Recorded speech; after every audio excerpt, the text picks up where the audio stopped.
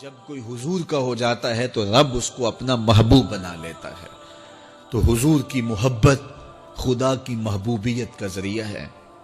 اس لیے ہمیں حضور کا پیار اپنی روحوں میں موجزن کرنا ہے، حضور کی محبت اپنی روحوں میں اتارنی ہے، اور محبت اپنے تمام تر تقاضوں کے ساتھ جب روح پذیر ہوگی تو پھر ہمارا انداز زندگی بھی سنور جائے گا، ہماری آخرت بھی سنور جائے گی.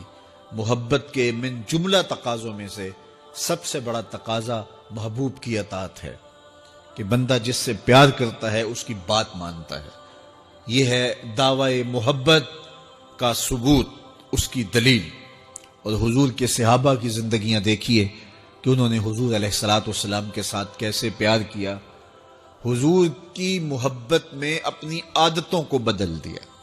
حالانکہ عادتیں نہیں بدلی جاتی. دو سکے بھائی ہوں، رشتہ کتنا گوڑا ہے، اور ایک گھر میں پرورش پائی ہے، ایک گود میں پلے ہیں، ایک باپ کے گہوارہ تربیت میں رہے ہیں، لیکن طباع میں اختلاف یہ ایک فطری بات ہوتی ہے. ہمارے پاس لوگ آتے ہیں، دو سکے بھائی ہوتے ہیں، ایک کی طبیعت ادھر کو جا رہی ہوتی ہے، دوسرے کا مزاج ادھر کو جا رہا ہوتا ہے. ایک سخت نرم مزاج ہوتا ہے اور دوسرے کی آنکھوں سے انگارے پھوٹ رہے ہوتے ہیں. ایک معاف کر دینے والا ہوتا ہے، ایک سخت غصیلا ہوتا ہے. ایک کی طبیعت کے اندر تلخی کی چنگاریاں ہوتی ہیں اور ایک کی طبیعت کے اندر نرمی کے پھول ہوتے ہیں.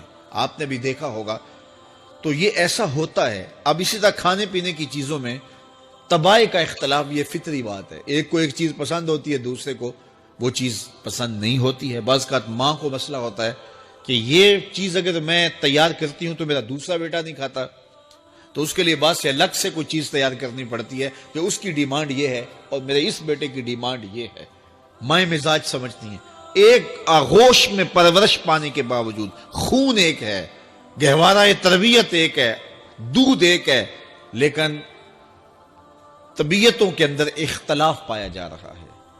لیکن صحابہ کی زندگیاں دیکھیے، انہوں نے اپنی طبیعتیں بھی حضور کی طبیعت کے سانچے میں ڈھال دی. حضرت انس بن مالک کو کسی نے دیکھا کہ وہ شوربے سے کدو کے ٹکڑے نکال کے کھا رہے ہیں، تو کہا یہ کیا کر رہے ہو؟ کہا میں نے ایک دن حضور کو یوں کرتے ہوئے دیکھا. تو طباع کا اختلاف یہ ایک فطری اختلاف ہوتا ہے، لیکن صحابہ نے اس کو بھی چھوڑا اور حضور کی محبت کے سانچے میں ڈال دیا. پھر اس چیز کا انتظار نہیں کیا کہ حضور کا فرمان کیا ہے، حضور کی چاہت پہ اپنے مزاج کو بدلا. اللہ اکبر. حضور علیہ السلام مدینہ المنورہ کی گلی سے گزر رہے تھے. ایک گنبد نما مکان بن رہا تھا اور ایسے مکان حضور کو پسند نہیں تھے.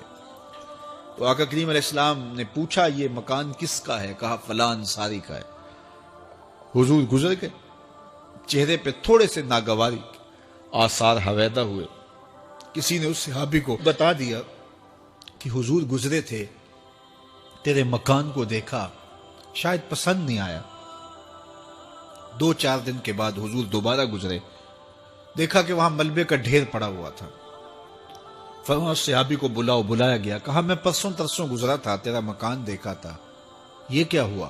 عرض کی میں نے گرا دیا ہے. فرمایا کیوں؟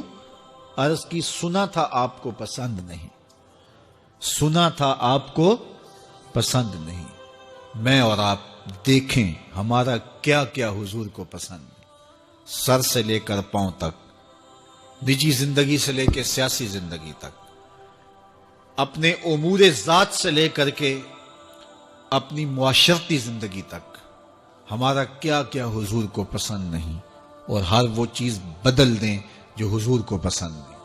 محمد دی زیارت محمد دے رنگ وچ، اے ٹھگ بازیاں جانے پیارا محمد صلی اللہ علیہ وسلم. میرے شیخ کامل کا ایک شعر ہے، اور وہ شعر اتنا وزنی ہے کہ اگر میرے پاس جواہر لال موتی ہوں اور میں ایک پلڑے میں ڈال دوں اور ایک پلڑے میں یہ شعر رکھ دوں تو یہ شعر پھر بھی بھاری ہوگا. یاری لا تو پاک نبی سنگ، اے پر پوری یاری، پھر درود قبول ہے تیرا لکھ نہ لوں ایک واری. 1.25 لاکھ مرتبہ درود پڑھنا ایک طرف، اور ایک دفعہ حضور کی ذات پہ درود پڑھنا، ان کی محبت کے سانچے میں یوں ڈھل کر کے جو وہ کہتے ہیں وہ میری زندگی کا عمل ہے، یہ اس سے وزنی